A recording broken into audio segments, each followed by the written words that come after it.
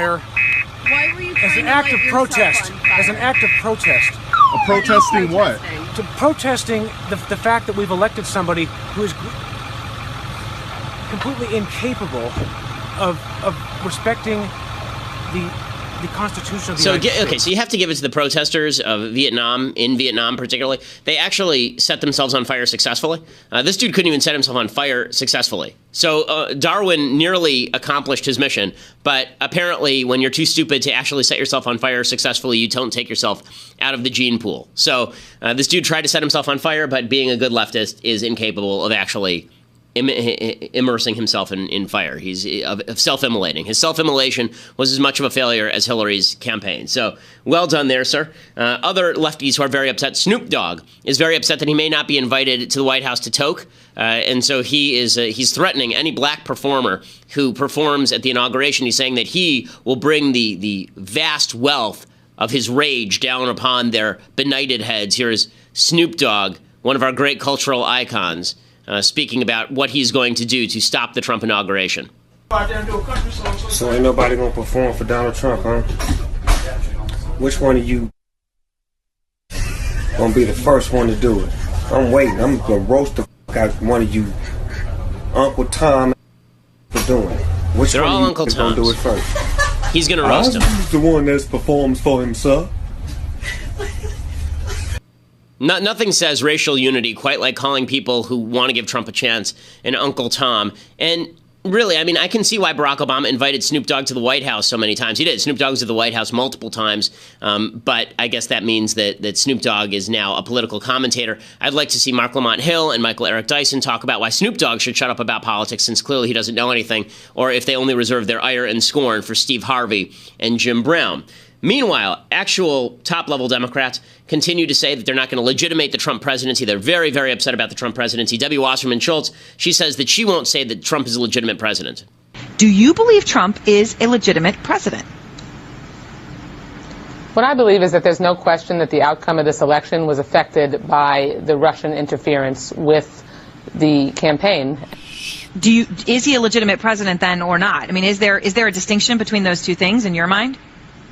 I'm not going to I'm not going to weigh in on the application of the term legitimate or not.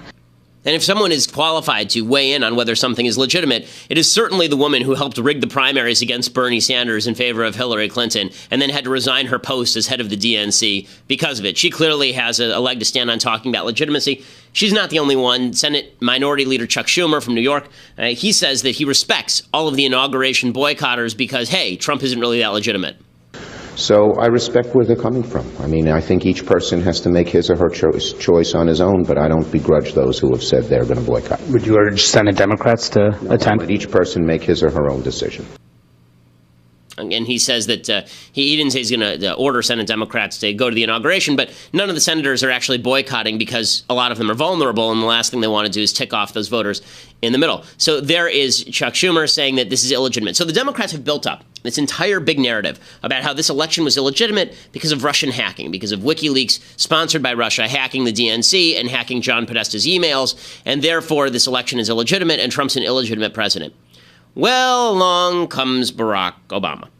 Barack Obama has, because he's actually capable, set his own party on fire. Unlike self-immolation guy who couldn't even set himself on fire successfully, Barack Obama didn't try to set himself on fire. He set all the other Democrats on fire, destroyed them down ballot, destroyed them in the House, destroyed them in the Senate, 241 members of the Republican House, 52 members of the Republican Senate, 32 governorships owned by Republicans. Barack Obama lost Democrats 1,000 seats across the country. And on his way out the door, he wants to torch their only narrative too. So their narrative right now is that Trump is totally illegitimate because the Russians hacked the election.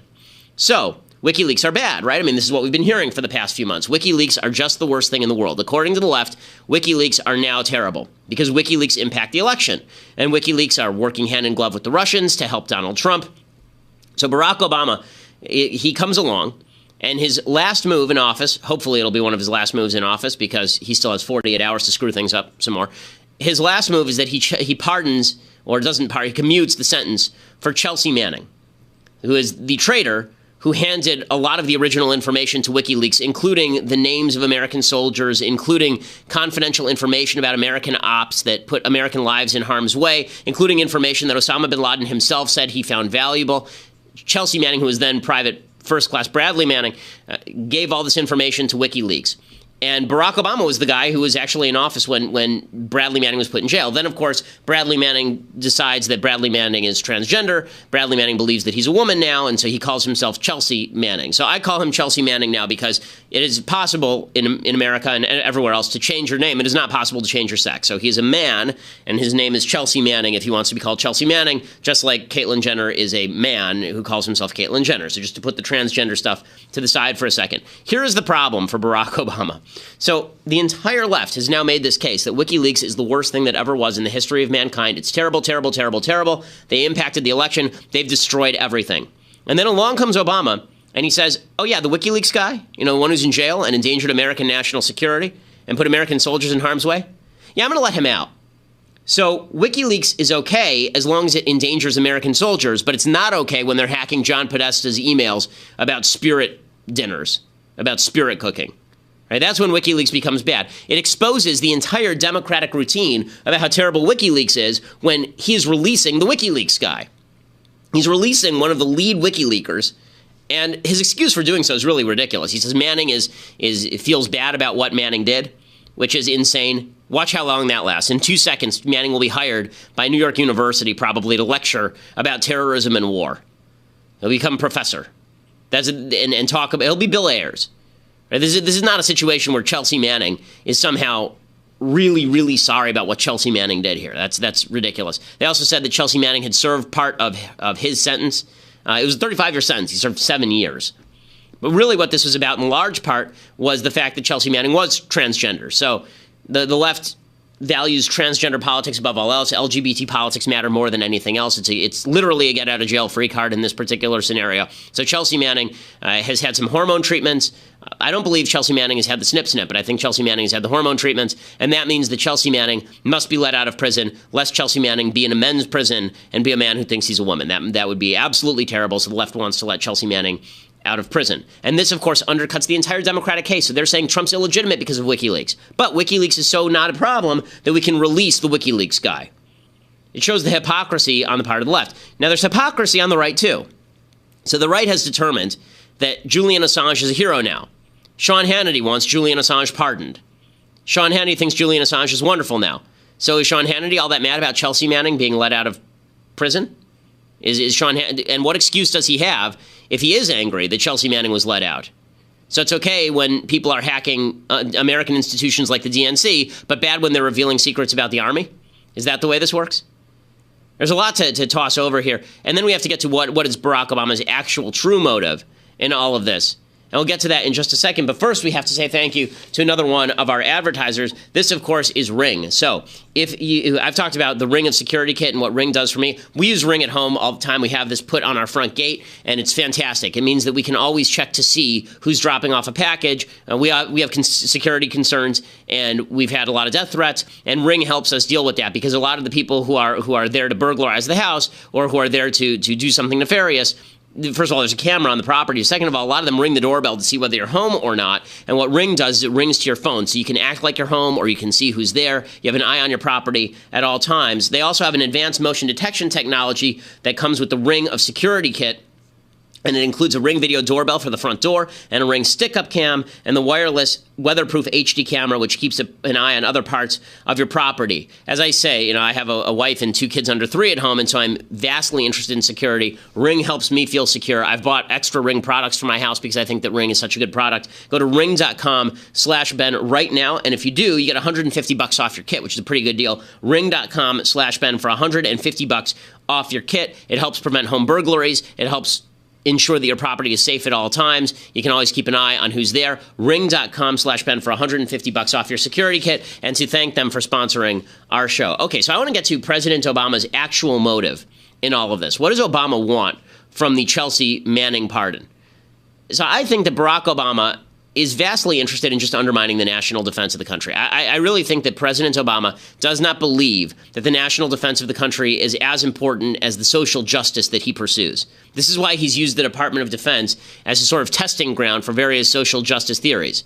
I'm getting all sorts of emails, by the way, from soldiers the last couple of days who are saying that they're being trained on this new transgender policy put in by President Obama, and it basically says that soldiers have no right to privacy, that now if you have a man who's in the female bathroom, that all the women just have to deal with it. Okay, this is Barack Obama not attempting to make the military stronger. It's Barack Obama attempting to use the military as a sort of laboratory experiment for his politics.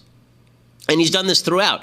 He doesn't care if he endangers the national security of the United States by sending terrorists abroad and shutting down Gitmo. He doesn't care if he endangers the national security of our allies. In fact, one of the other people that Obama pardoned yesterday, was this general, Cartwright, who helped leak to the New York Times all the information about the Stuxnet virus that Israel and the United States cooperated on in order to hamper the Iranian nuclear program. Obama pardoned that guy. Why? Because Obama hates Israel and he likes Iran. He thinks Iran should be a regional power. So President Obama, this is all part and parcel of Obama's dual goal here, which is social justice warrior stuff with the army, which makes them the happiest. I mean, if the social justice warriors can take over that repository of machismo and militarism, the U.S. military, then they can take over anything. And so Obama takes a little bit of glee in doing that. Beyond that, President Obama really doesn't care much about the safety and security of the country. He thinks that safety and security of the country is achieved through softness. He thinks it's achieved through kindness and generosity, that it's not achieved by being the scariest guy on the block, which, of course,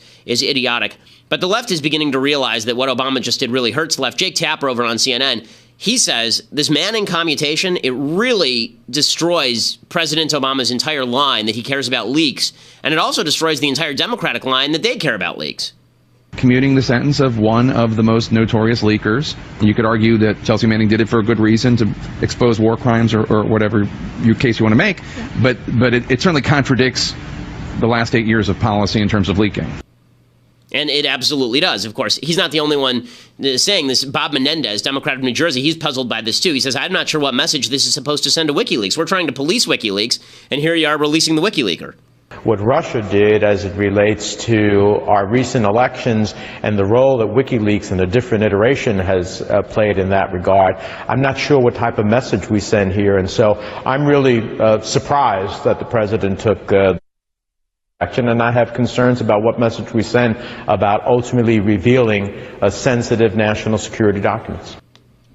Again, the Democrats don't know what to do with President Obama, and he doesn't care about them. He only cares about his own legacy. He pleased the far left. As CNN's Jeff Zeleny said, he said, it's almost impossible to imagine this commutation happens in the first place if Chelsea Manning is just a dude and doesn't believe he's a woman.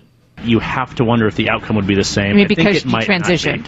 Exactly, because she transitioned from a man to a woman. I think that certainly played into this. Without that, it's hard to imagine. I think this president would have done that. So O.J. Simpson is busily attempting to cut off his own dinghy right now so that he can earn a commutation from President Obama at the last minute. If only Julian Assange had decided that he was a woman and gotten some boob implants, then maybe President Obama would consider letting him off the hook as well. We have to break here at Facebook and YouTube, but we have much more coming up about the inauguration. We have a lot more coming up about Vladimir Putin and about delusional Democrats.